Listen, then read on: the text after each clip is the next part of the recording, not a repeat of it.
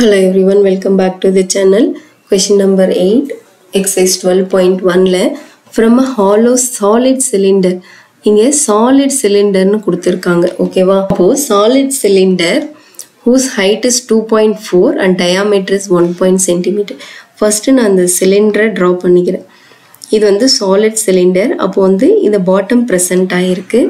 இங்க top இருக்கு. A conical cavity of same height. அப்போ இதோட height நான் என்னன்னா 2.4, diameter வந்து 1.4. From a conical cavity of same height and same diameter is hollowed out.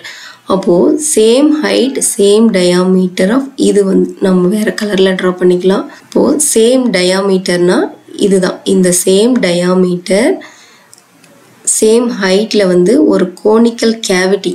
கேவிட்டினா தெரியலையா, ஒரு ஹோல் மாதிரி இந்த ஷேப்பில் இதை வந்து நம்ம கட் பண்ணி எடுத்துருவோம். அப்போது இந்த போர்ஷன் வந்து நமக்கு கேவிட்டியாக தெரியும், பாட்டம் ப்ரெசண்ட் ஆகிருக்கும். பட் இந்த போர்ஷன் வந்து நம்ம கட் பண்ணி எடுத்துருவோம். ஸோ இது எல்லாமே ஃபுல்லாக இந்த ஷேப் வந்து நம்ம கட் பண்ணி வெளியில் எடுத்துருவோம். இதை டோட்டல் சர்ஃபேஸ் ஏரியா வந்து எவ்வளோன்னு கேட்குறாங்க. இப்போ இதை டோட்டல் சர்ஃபேஸ் ஏரியானும் போது டோட்டல் சர்ஃபேஸ் ஏரியா ஆஃப் இந்த சாலிட் என்ன யூஸ் பண்ணோன்னா curved surface area of cylinder. But இங்கே சாலிட் சிலிண்டர்னு போது நான் என்ன சொன்னேன், பாட்டம் டாப்பும் ப்ரெசென்ட் ஆயிருக்குன்னு சொன்னேன். பட் இந்த டாப் போர்ஷனை நம்ம கட் பண்ணி எடுத்துட்டோம். ஏன்னா அந்த கோனிக்கல் கேவிட்டி கட் பண்ணும்போது இந்த டாப் போர்ஷன் போயிடும்.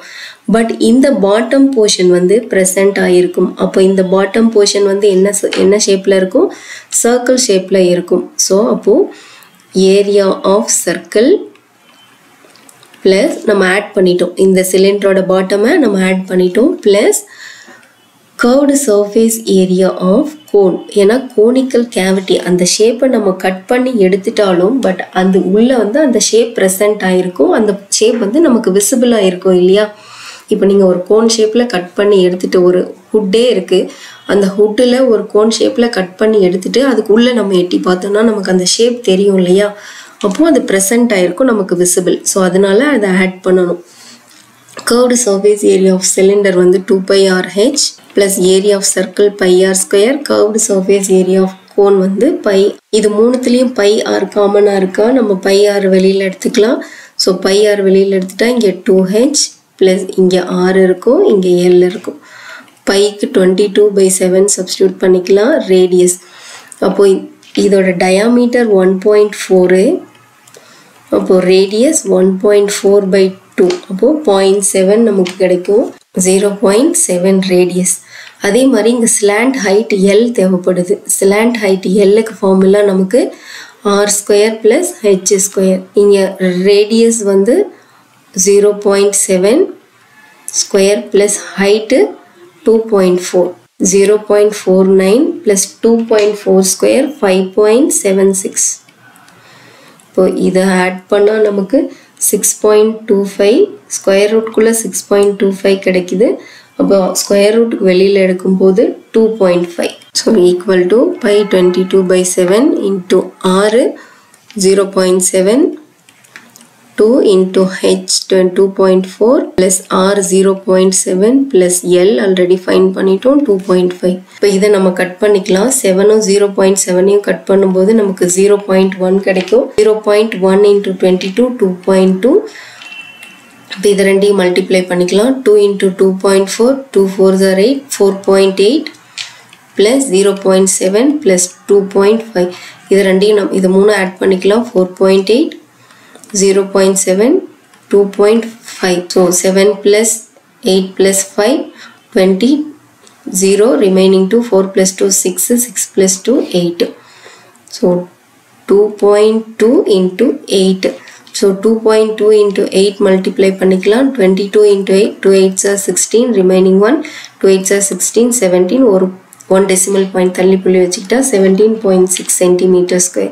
சர்ஃபேஸ் ஏரியா ஆஃப் சாலிட் வந்து 17.6 cm² நமக்கு கிடைச்சிருக்கு. Question number 9, a wooden article was made by scooping out a hemisphere from each end of the solid cylinder.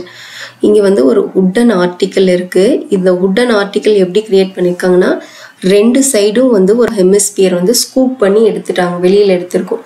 So இந்த போர்ஷனை வந்து ஸ்கூப் பண்ணி வெளியில் எடுத்துட்டோம். ரெண்டு பக்கமும் வெளியில் எடுத்துட்டோம். இப்போது height of the cylinder கொடுத்துருக்காங்க. இதோட height வந்து 10 centimeter and its base of its radius. இதோட radius இது வரைக்கும் 3.5. Find out total surface area. இதோட total surface area வேணும். இப்போ total surface area வேணும்னா curved surface area of cylinder, ஏன்னா டாப்பும் பாட்டமும் இதில் ப்ரெசென்ட்டாக இல்லை, ஆல்ரெடி ஸ்கூப் பண்ணி எடுத்திருக்கோம். So curved surface area of cylinder plus இங்கே 2 ஹெமிஸ்பியர் இருக்கு இல்லையா, இது ஒரு டாப்பில் ஒரு ஹெமிஸ்பியர் இருக்குது, பாட்டமில் ஒரு ஹெமிஸ்பியர் இருக்குது. So 2 times curved surface area of hemisphere. curved surface area தான், ஏன்னா நம்ம டோட்டல் சர்ஃபேஸ் ஏரியா யூஸ் பண்ண மாட்டோம், ஏன்னா இந்த ஹெமிஸ்பியரோட இந்த சர்க்கிள் போர்ஷன் வந்து இருக்காது, ஏன்னா நம்ம ஸ்கூப் பண்ணி வெளியில் எடுத்துட்டோம் இல்லையா. பட் அதை வெளியில் எடுத்துட்டாலும் அதோட வால்யூம் தான் குறையும். இப்போ இதோட கெப்பாசிட்டி தான் குறையுமே தவிர டோட்டல் சர்ஃபேஸ் ஏரியா வந்து நமக்கு விசிபிளாக தான் இருக்கும். ஐ மீன் இந்த ஹெமிஸ்பியர் ஷேப் வந்து நமக்கு விசிபிளாக தான் தெரியும். வால்யூமில் தான் நம்ம சப்ராக்ட் பண்ணோம், சர்ஃபேஸ் ஏரியாவில் ஆட் தான் பண்ணணும். curved surface area of cylinder 2 pi r into h plus 2 into curved surface area of cylinder 2 pi r square. இது ரெண்டுத்துலேயும் 2 pi r காமனாக இருக்குது, வெளியில் எடுத்துக்கிட்டோம்னா இங்கே h இருக்கும் ப்ளஸ் இங்கே 2r இருக்கும். 2 பையோட value 22/7.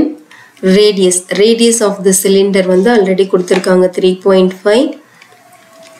height of the shape வந்து 10 கொடுத்துட்டாங்க. 2 into radius again 3.5.